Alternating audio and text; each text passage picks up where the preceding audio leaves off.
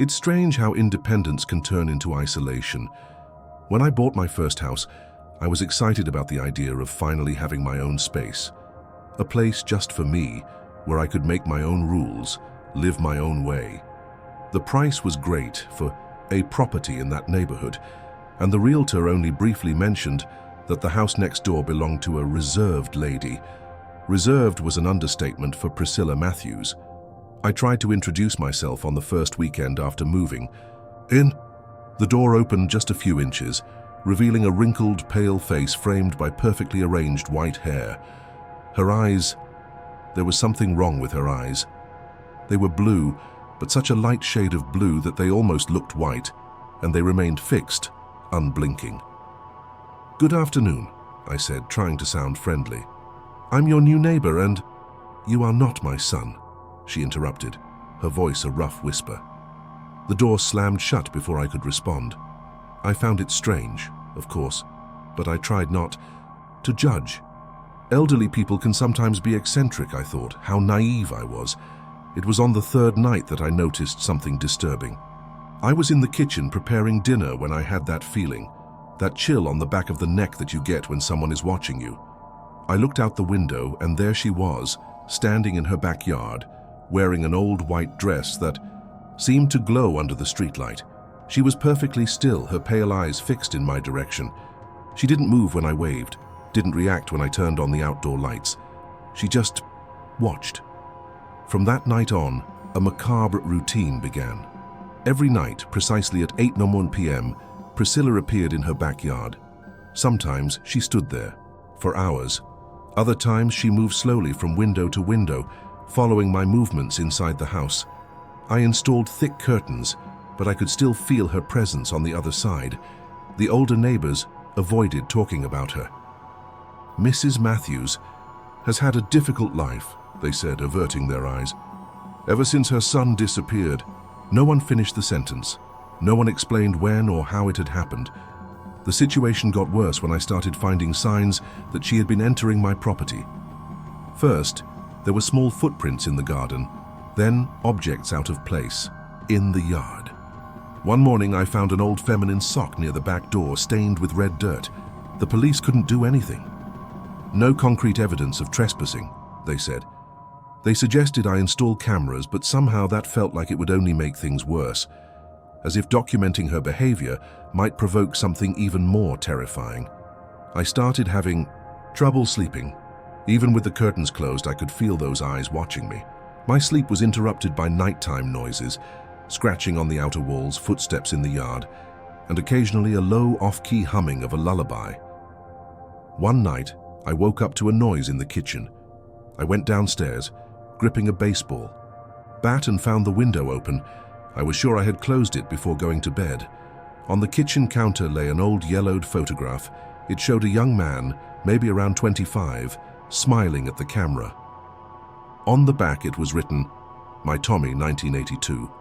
The man in the photo vaguely resembled me. That's when I realized I wasn't her first son. How many other young men who had moved into this house had gone through the same thing? What had happened to them? The night of the attack started with the doorbell. It was 3:33 in the morning, and the ringing was frantic, desperate. Part of me knew I shouldn't open the door, but the sound was so distressing that it felt like it was piercing through my mind. When I opened the door, Priscilla was there, her white dress now stained with red dirt. In one hand she held an old kitchen knife, in the other the photo of Tommy. "Why did you run away from me?" Her voice was a sharp wail. "Mommy searched for so long, and Tommy, why did you leave me?" She lunged with a speed that was shocking for her age. The knife missed my face by inches as I stumbled backward into the house. "I'm not your son," I screamed, but that only enraged her more. "Liar!" she shrieked, her voice shifting into something inhuman. "You are my Tommy. You always come back, you always run, but Mommy always finds you." The struggle that followed was a nightmare.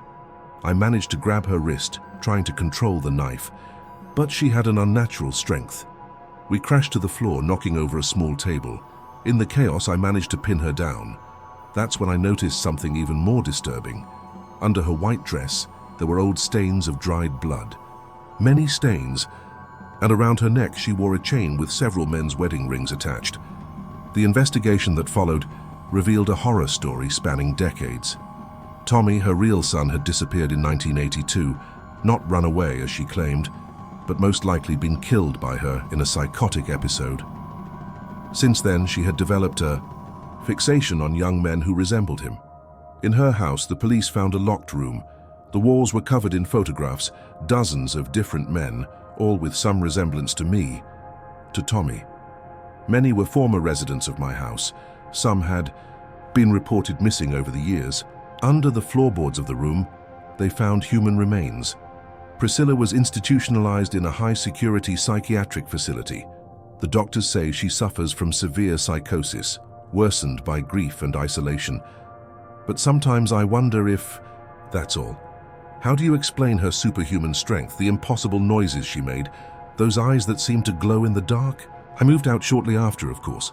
The house is up for sale again at an even lower price than I paid. I live in another state now, but the trauma lingers.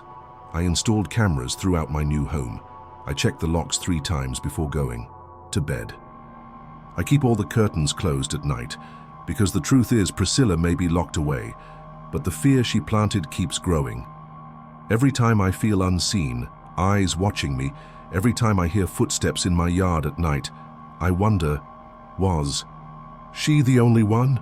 How many other mothers are out there searching for their lost sons? Last week I received a letter.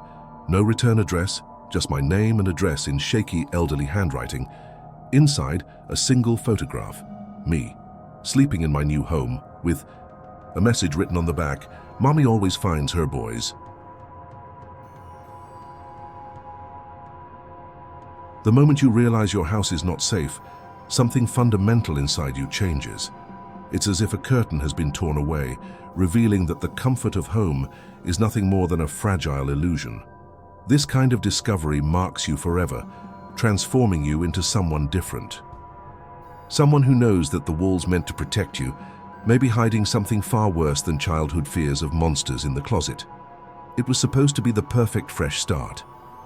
Claire and I had been saving for years to buy that house. A bought 1950s 2-story home, secluded enough to have privacy but not too far from the city. The price was ridiculously low for the area. A real bargain, the realtor insisted, though he casually mentioned that the last 3 owners hadn't stayed for more than a few months.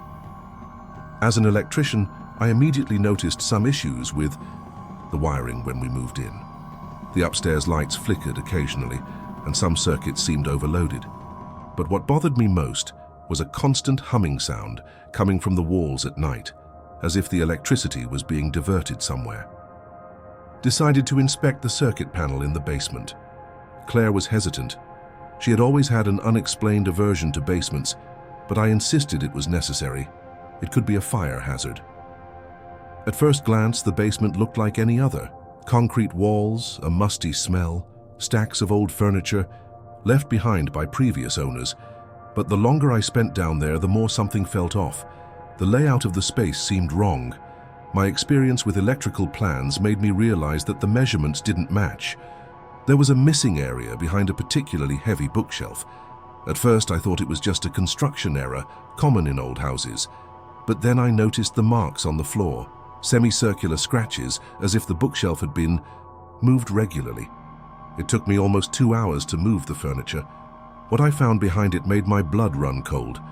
A heavy industrial metal door with a sturdy lock that seemed far too new compared to the rest of the house. The most disturbing part was that someone had tried to disguise it by painting it the same color as the wall, but the paint was peeling, revealing the dark metal beneath. I immediately called the previous owner. His reaction went beyond strange. It was terrifying. "There is no door in the basement," he insisted, his voice trembling.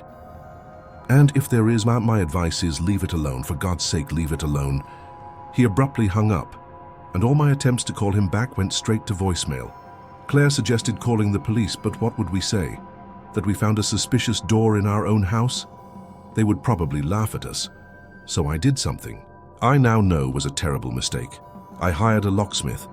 The man, an elderly gentleman named Mike, arrived late in the afternoon. His reaction upon seeing the door was unsettling. "In 40 years of unlocking doors," he said, "I've never seen anything like this. This isn't normal. This lock, it's military. The kind of thing made to keep something locked in." Mike took almost an hour to open the lock. The mechanism was complex, with multiple layers of security. "Someone spent a lot of money to keep this door locked," he commented, sweating. When the lock finally gave way, the metallic sound echoed through the basement like a gunshot. The smell that came out was suffocating, a mix of mold, sweat, and something else, something chemical that made my eyes burn. Mike took a step back, covering his nose. "Son, whatever is in there, maybe you should call the authorities." But curiosity got the better of me.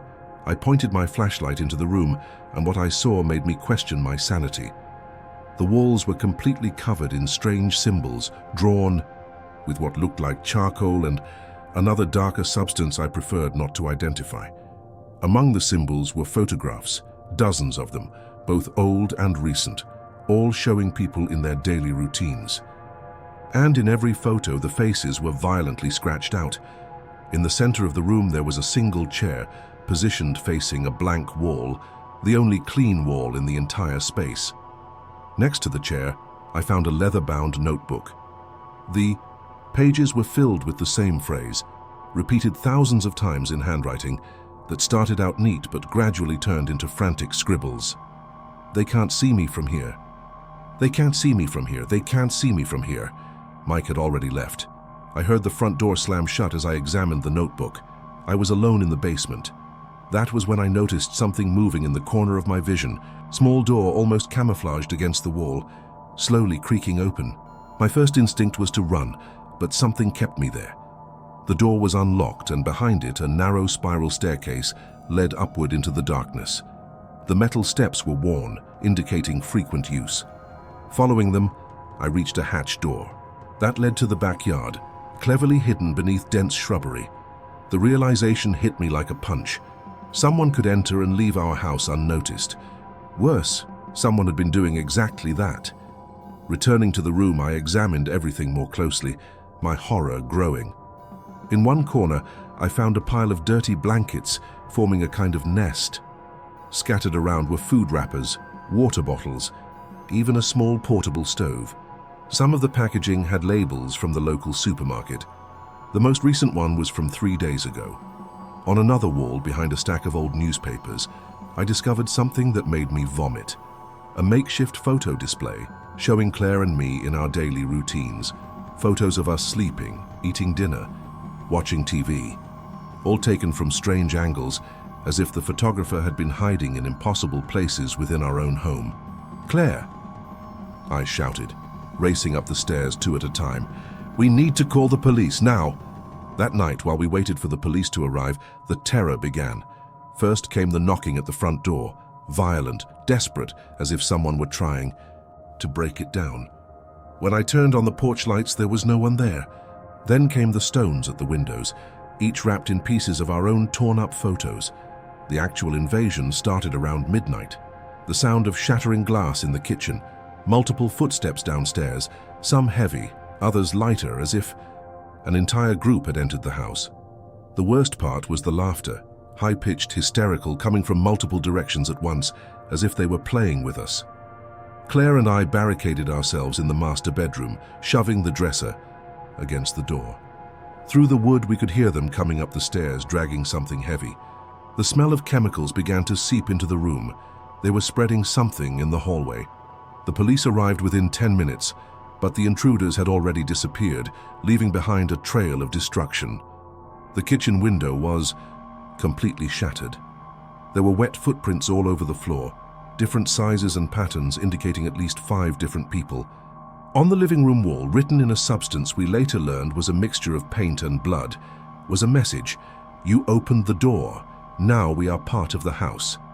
The investigation into the locked room uncovered even worse horrors. Forensics analysis found the DNA of at least 7 different people who had lived there in recent months. The symbols on the walls weren't random scribbles. They were part of a sophisticated surveillance system, marking the blind spots of security cameras and escape routes. "This is a pattern we've been seeing," the detective explained, showing us photos of similar cases. Groups that infiltrate homes, live within the walls, observe families, sometimes for months, sometimes for years. They choose their victims carefully. But the worst was yet to come. Inside the wall, behind a loose panel, they found a metal box. Inside, hundreds of photographs were organized chronologically. The first ones were of previous residents. Entire families captured in intimate moments, completely unaware they were being watched. In each photo, the faces were marked with red circles, except for the last batch of photos. They were all of us, taken over the 3 months we had lived in the house. Our faces weren't circled. They had been completely erased, literally scraped off the photograph with something sharp. And on the back of each photo, the same phrase was written in that obsessive handwriting: "They already belong to us." We moved out the next day, leaving almost everything behind. The house is on the market again at the same bargain price. No one stays there for more than a few months. At night, the basement lights are always on, even though the house is officially vacant. Claire insists we need to move on, to forget what happened. But how do you forget something like that? How do you ever feel safe again knowing that there are people, real people, who could be living inside your walls, watching your every moment? Now we live in an apartment on the 3rd floor. I've installed security systems in every room, cameras in every corner, motion sensors on every window. But sometimes late at night, I hear familiar sounds in the walls. And some mornings, I wake up with that feeling, the feeling that someone was in the room watching while we slept. Because the most terrifying truth is this: whoever they weren't interested in the house. They were interested in us. And I'm sure they're still watching, waiting, planning, like right now. That black car parked across the street with someone sitting in the driver's seat. It's been there for hours. And when the street lights illuminate the interior, I can see a camera pointed at our window. And behind it, a face that looks strangely familiar. A face I've seen before in one of those photographs from the basement.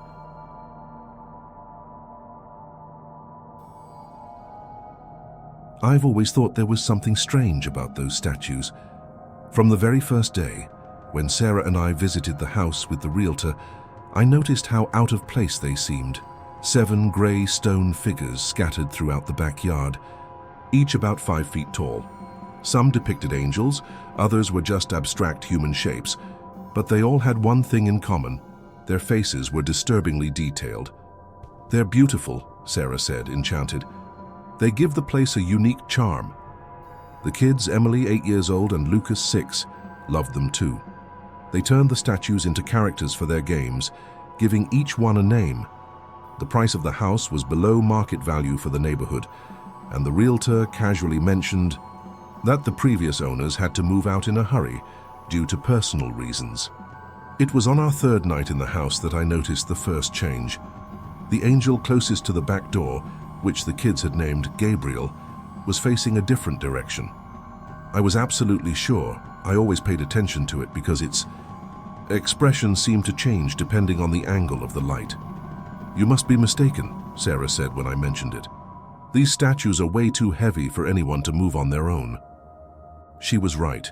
Each one had to weigh at least 400 pounds. The following week, 3 more statues had changed position.